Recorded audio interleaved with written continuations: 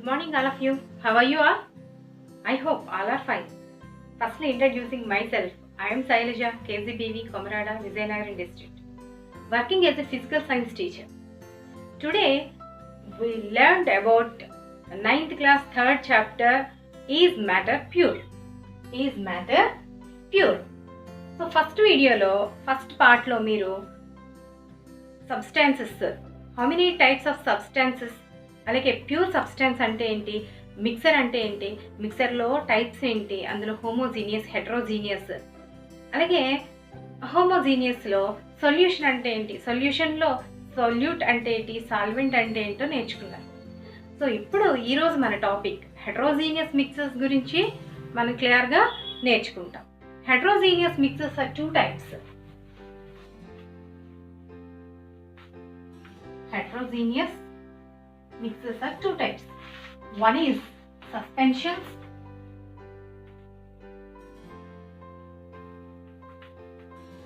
another one is colloid. So heterogeneous అంటే ఏంటి ఒకసారి చూద్దాం. సో మన హోమోజీనియస్ అంటే ఏం నేర్చుకున్నాం, ఒకసారి సబ్స్టెన్స్ నుంచి చూస్తే substances are 2 types. One is pure, another one is mixture అని నేర్చుకున్నాం. ప్యూర్ సబ్స్టెన్సెస్ అంటే ఓన్లీ 1 type ఆఫ్ పార్టికల్స్ మాత్రమే అందులో ఉంటే దాన్ని ప్యూర్ సబ్స్టెన్సెస్ అని చెప్పాం. లైక్ గోల్డ్, బిస్కెట్ ఇలాంటివి చెప్పుకున్నాం. ఇప్పుడు నెక్స్ట్ మిక్సర్ అంటే ఏం చెప్పుకున్నాం, 2 or more than different particles అనేవి అందులో మిక్స్ అయ్యి ఉంటే దాన్ని మిక్సర్ అని చెప్పాం. సో అందులో 1 type of homogeneous, another one is heterogeneous అన్నాం. హోమోజీనియస్ మిక్సర్ అంటే ఏం చెప్పుకున్నాం, like sugar water, salt water. Sugar water కానీ సాల్ట్ వాటర్ కానీ తీసుకున్నట్లయితే వాటర్లో షుగర్ని పూర్తిగా కలిపేస్తాం. కలిపిన తర్వాత దాన్ని వేరు చేయడానికి మనం చూసి దాన్ని వేరు చేయలేం. అలాగే ఏ పద్ధతిలో వేరు చేయగలుగుతాం అంటే చేయలేం, ఎందుకంటే పూర్తిగా అందులో కలిసిపోయి ఉంటాయి అన్నమాట, వాటర్లో పూర్తిగా కలిసిపోయి ఉంటాయి. ఓకే, ఇప్పుడు హెట్రోజీనియస్ మిక్సర్ అంటే ఏంటో ఒకసారి చూద్దాం. హెట్రోజీనియస్ మిక్సర్ అంటే ఇంకేంటి, ఏదైనా ఒక సాల్వెంట్లో ఒక సొల్యూట్ని కలిపినట్లయితే ఒక సొల్యూషన్ వస్తుంది కదా, ఆ సొల్యూషన్ కాసేపటికి అలాగే పెట్టి ఉంచినట్లయితే ఆ 2 సొల్యూట్, సాల్వెంట్ ఈ 2 వేరుగా ఉండడాన్ని, అలాగే పూర్తిగా కలిసిపోయినప్పటికీ కూడా హోమోజీనియస్ కానివి ఒకసారి చూద్దాం. For example 2 glasses of water తీసుకుందాం. 2 glasses ఆఫ్ వాటర్ని తీసుకున్నాం. ఇందులో ఫస్ట్ దానిలో సాయిల్ని, రెండో దానిలో మిల్క్ని కలిపాం విత్ వాటర్తో పాటు వీటిని యాడ్ చేసాం.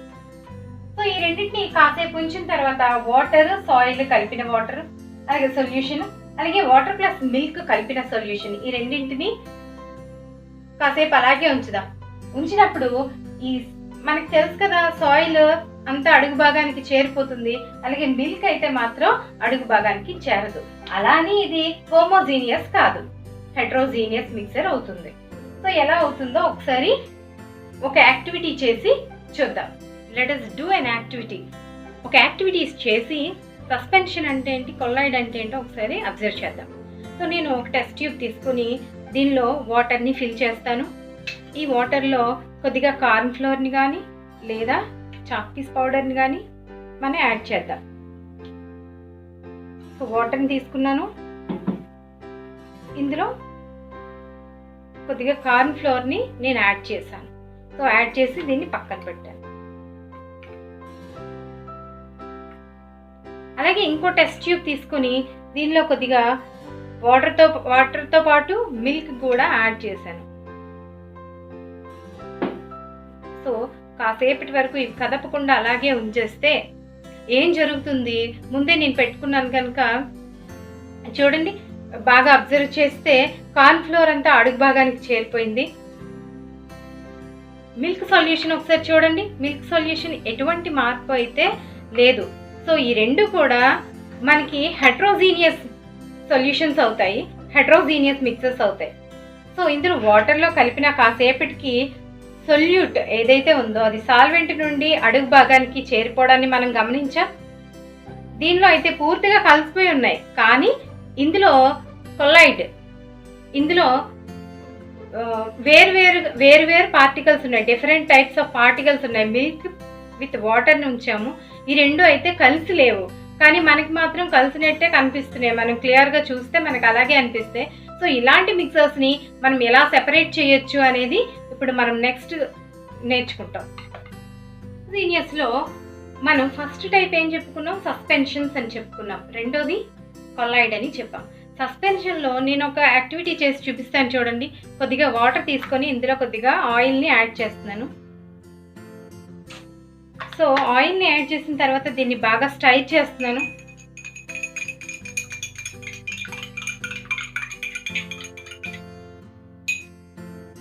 ఓకే, దీని నుంచి లైట్ పాస్ అవుతుందా లేదా ఒకసారి అబ్జర్వ్ చేయండి. మీరు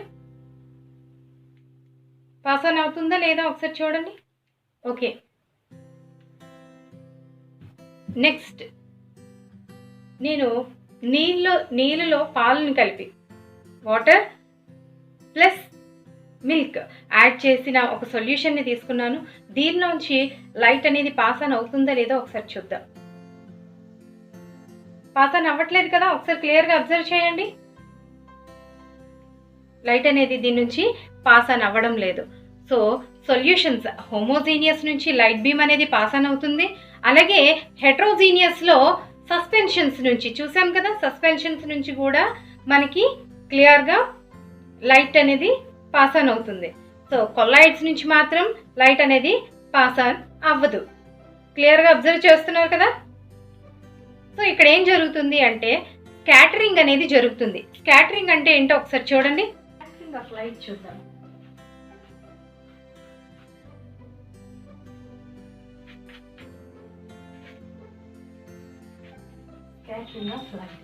స్కాటరింగ్ ఆఫ్ లైట్ అంటే ఏంటో ఒకసారి చూద్దాం.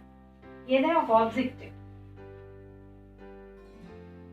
లైక్ సన్ నుంచి వచ్చే రేస్ని అబ్జర్వ్ చేసుకుని, ఆ సన్ లైట్ని అబ్జర్వ్ చేసుకుని మళ్ళీ అన్ని డైరెక్షన్స్లోని మనకి రిలీజ్ చేయడాన్ని మనం స్కాటరింగ్ అని చెప్తాం.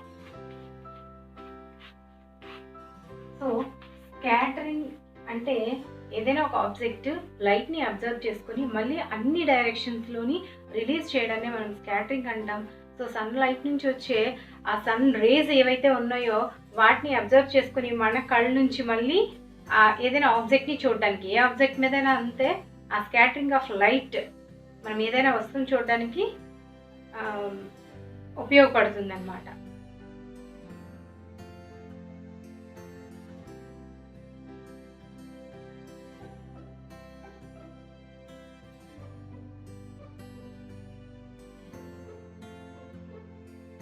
కొలైడ్ సొల్యూషన్లో స్కాటరింగ్ జరుగుతుందని చెప్పాం కదా.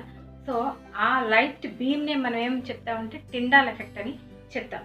సో ఒక ఎక్స్పెరిమెంట్ చేసి ఒక యాక్టివిటీ చేసి చూద్దాం. సో మన ఇంటి రూఫ్ నుంచి, విండోస్ నుంచి కానీ, వెంటిలేషన్స్ నుంచి కానీ సన్ లైట్ అనేది ఇంట్లోకి రావడాన్ని మనం చూస్తాం. సో అప్పుడు పార్టికల్స్ అనేవి క్లియర్గా మనకి కనబడుతుంటాయి అనమాట. సో నేరుగా అయితే మనకి ఇలా మనం మామూలుగా చూస్తే కనబడదు. రూఫ్ నుంచి చూస్తే ఎందుకు కనిపిస్తుంది అంటే పర్టికులర్గా ఆ డస్ట్ పార్టికల్స్ అనేవి అక్కడ ఉండడం వల్ల మనకి లైట్ బీమ్ అనేది క్లియర్గా మనకి కనబడుతుంది అనమాట. సో ఒక యాక్టివిటీ చేసి చూద్దాం. కంటైనర్ నుంచి ఒక లైట్ బీమ్ని మనం పాస్ ఆన్ చేద్దాం, ఎలా కనిపిస్తుందేమో చూద్దాం. సో లైట్ పాస్ ఆన్ చేసినప్పుడు ఒకసారి క్లియర్గా అబ్జర్వ్ చేస్తే ఇక్కడ ఒక అడ్డంకి ఉంది కనుక అది మనకి క్లియర్గా కనిపిస్తుంది. సో లైట్ బీమ్ అనేది సో లైట్ ట్రావెల్ చేసే పాత్ అనేది మనకి క్లియర్గా విజిబిలిటీ లేదు. సో చూడండి క్లియర్గా ఉందా లేదా ఒకసారి అబ్జర్వ్ చేయండి. సో లేదు ఇందులో నుంచి. సో దేనికోసం ఒక యాక్టివిటీ చేద్దాం అన్నాం కదా. సో నేనేం చేస్తానంటే కొంత స్మోక్ని, అగరబత్తి స్మోక్ని తీసుకుందాం.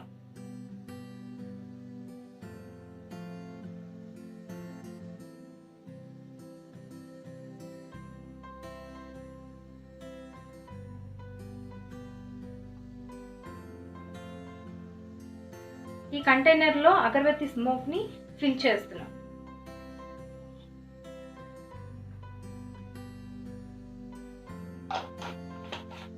ఇప్పుడు ఈ కంటైనర్లో అగరబత్తి స్మోక్ ఉంది కదా, సో లైట్ బీమ్ అనేది ఇందులో ఎలా పాస్ ఆన్ అవుతుందో, ఆ పాత్ కనిపిస్తుందో లేదో ఒకసారి క్లియర్గా అబ్జర్వ్ చేయండి. చూడండి, ఆ పాత్ అనేది క్లియర్గా కనిపిస్తుందో లేదో.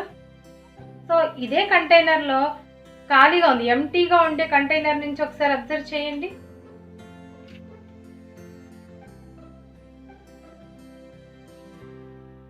మనకి పాత్ అనేది విజిబిలిటీ లేదు. సో దీన్నే మనం టిండాల్ ఎఫెక్ట్ అని చెప్తాం. సో టిండాల్ ఎఫెక్ట్ మన దట్టమైన అడవిలో నుంచి మనకి టెక్స్ట్ బుక్లో ఇచ్చిన ఒక ఫిగర్ చూసారు కదా. సో దానిలో నుంచి సన్ రేస్ ఎలా అయితే వస్తున్నాయో ఆ రేస్ కనబడడాన్ని మనం ఏం చెప్తామంటే టిండాల్ ఎఫెక్ట్ అని చెప్తాం. ఇక్కడ కొల్లాయిడల్కి సస్పెన్షన్స్కి ఒక తేడా చెప్పాము. కొల్లాయిడ్ సస్పెన్షన్స్ అంటే ఏం చెప్పాము, లైట్ బీమ్ దాని నుంచి పాస్ ఆన్ అవుతుంది. కొల్లాయిడ్ సొల్యూషన్లో లైట్ బీమ్ అనేది పాస్ ఆన్ అవ్వదని చెప్పుకున్నాం, చూసాము కూడా, ఆ యాక్టివిటీ చూసాం. సో కొల్లాయిడ్లో ఎలా ఉంటుందో ఒకసారి చూడండి. ఇక్కడ లైక్ మిల్క్ని వాటర్లో యాడ్ చేసాం. సో రెండు డిఫరెంట్ టైప్స్ ఆఫ్ సబ్స్టాన్సెస్ని మనం యాడ్ చేసామని చెప్పడం కోసం డిఫరెంట్గా మనం చూపించడం జరిగింది. ఏదైతే మనం ఇలా ఒకసారి అనుకుందాం, ఇందులో సొల్యూట్ ఉంది, అలాగే సాల్వెంట్ కూడా ఉంది. బట్ ఇది హోమోజీనియస్ కాదు, ఇలా హోమోజీనియస్ లాగా కనిపించే హెట్రోజీనియస్ మిక్సరే ఈ కొల్లాయిడ్ అన్నమాట. సో సొల్యూట్ అనేది ఇక్కడ మిల్క్. సో ఈ పార్టికల్స్ అనేవి తక్కువ రేషియోలో మనకి చాలా స్మాల్ క్వాంటిటీలో ఉంటాయి. సో నానోమీటర్లో ఉంటుంది కనుక దీన్ని డిస్పర్స్ ఫేజ్ అని చెప్పాలి. డిస్పర్స్ ఫేజ్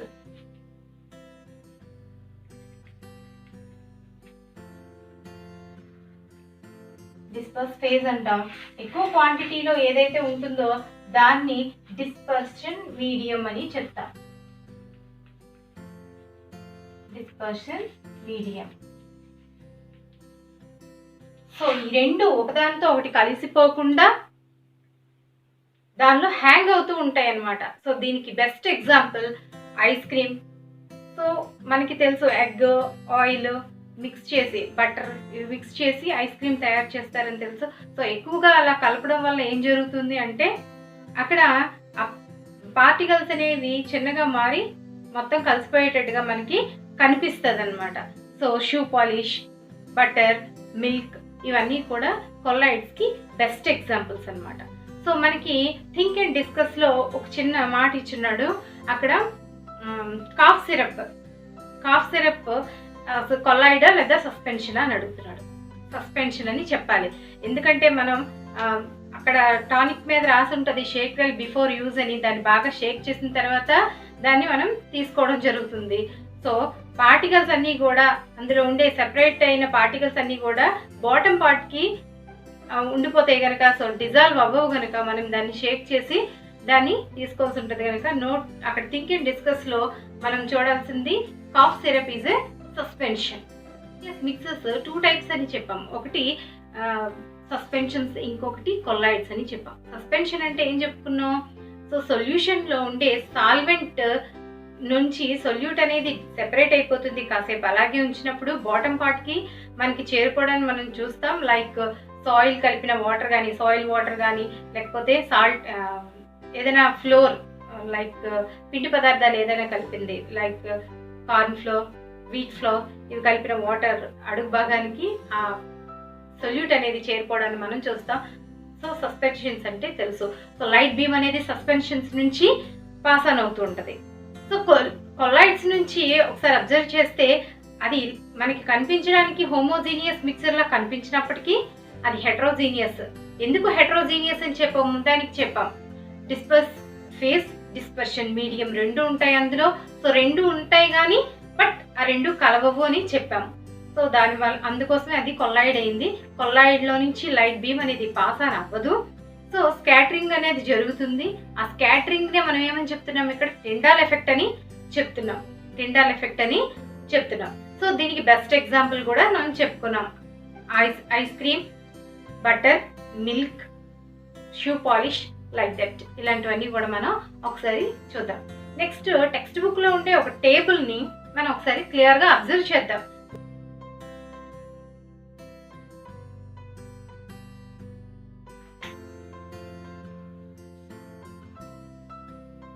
ఇప్పుడు ఒక సస్పెన్షన్ని మనం ఫిల్టర్ చేస్తే సో సాల్వెంట్ అనేది సెపరేట్ అయిపోతుంది, సొల్యూట్ అనేది ఫిల్టర్ పేపర్ పైన మనకి చూడడం జరుగుతుంది, ఉండిపోవడం జరుగుతుంది.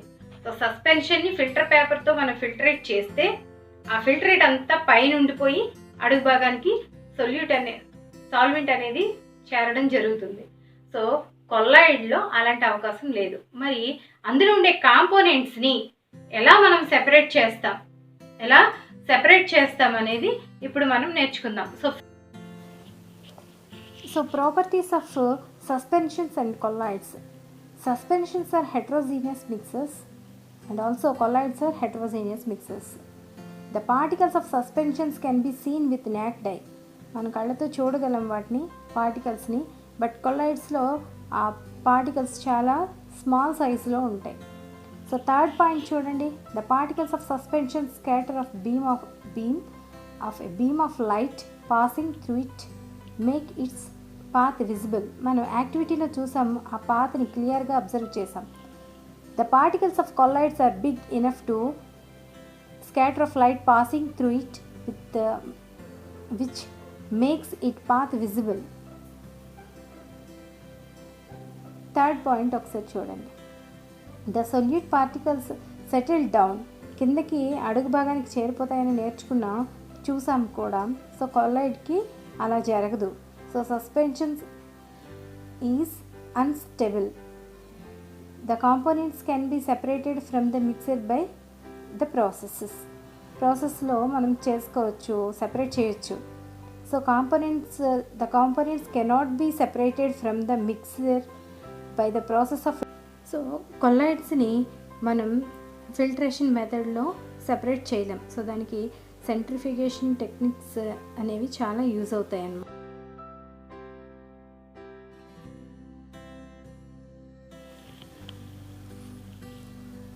We separate common salt and ammonium chloride.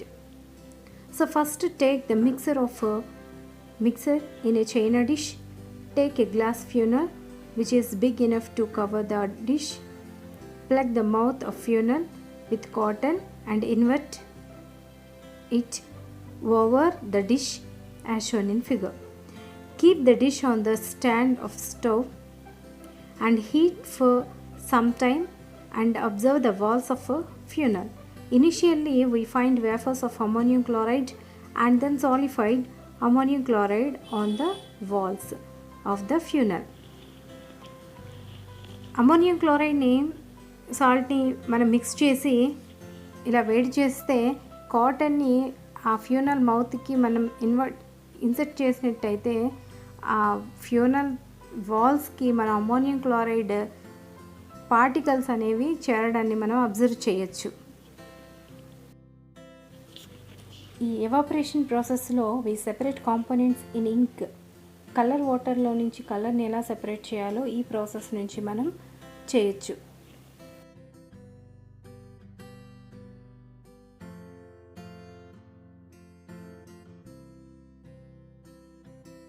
Next ఇప్పుడు పేపర్ క్రోమటోగ్రఫీ చూద్దాం. పేపర్ క్రోమటోగ్రఫీ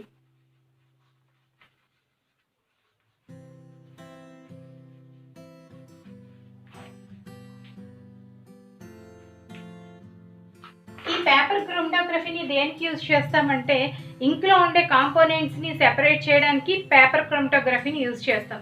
సో ఎవాపరేషన్లో మనం ఇంక్లో ఉండే కాంపోనెంట్స్ని ఎలా వేరు చేసామో చూసాం. ఇప్పుడు పేపర్ని యూజ్ చేసి ఫిల్టర్ పేపర్ని యూజ్ చేసి మనం ఇంక్లో ఉండే కాంపోనెంట్స్ని ఎలా వేరు చేస్తున్నామో ఒకసారి చూద్దాం. సో దీనికి రిక్వైర్డ్ మెటీరియల్ ఒక మార్కర్ పెన్ ఉండాలి. సో ఒక బీకర్లో వాటర్ని తీసుకున్నాం, ఇంకా ఒక ఫిల్టర్ పేపర్ ఉండాలి. సో ఈ ఫిల్టర్ పేపర్కి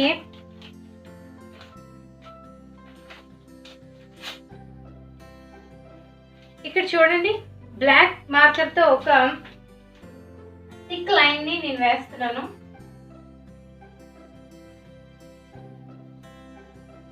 ఈ లైన్ కింద ఉండే ఈ అడుగు భాగం వాటర్లోని డిప్ అయ్యేటట్లుగా జస్ట్ తగిలేటట్లుగా పెట్టి కాసేపు ఉంచుదాం. సో దీనికి పెన్సిల్ రిక్వైర్డ్ మెటీరియల్ చెప్పాం కదా, సో దీనికి ట్యాగ్ చేయడం కోసం అది యూజ్ చేస్తాము. సో నేను ఇప్పుడు పట్టుకున్నాను కనుక సో ఇలా పేపర్ని వాటర్లో డిప్ అయ్యేటట్టు పెడితే కాసేపటికి ఇందులో ఉండే అంటే బ్లాక్ మార్కర్లో ఉండే కలర్స్ని సెపరేట్ చేయొచ్చు. సో నేను ముందు చేసి పెట్టాను కనుక ఒకసారి బాగా క్లియర్గా అబ్జర్వ్ చేయండి. టైం టేకింగ్ కనుక నేను ఇది చూపిస్తున్నాను మీకు. సో బ్లాక్ కలర్ మార్కర్లో ఉండే కలర్స్ చూడండి, రెడ్, గ్రీన్ క్లియర్గా మనం అబ్జర్వ్ చేయొచ్చు. సో ఈ విధంగా సెపరేట్ చేస్తామన్నమాట. సో దీన్ని పేపర్ క్రోమటోగ్రఫీ అని చెప్తాం.